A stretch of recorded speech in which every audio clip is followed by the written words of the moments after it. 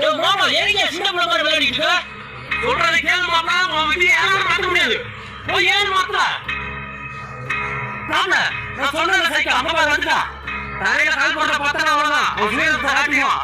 போய் ஏன் மாத்தல? நீ பெரிய சைக்கிள் நாங்க பக்கம் சைக்கிளா? வேணாம் மாப்பிள, மாத்தல இருக்கு.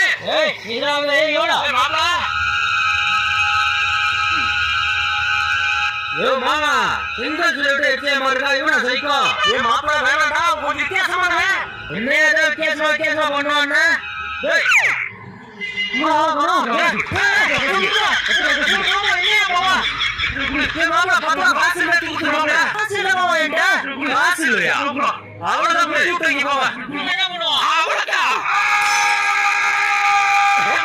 சொன்ன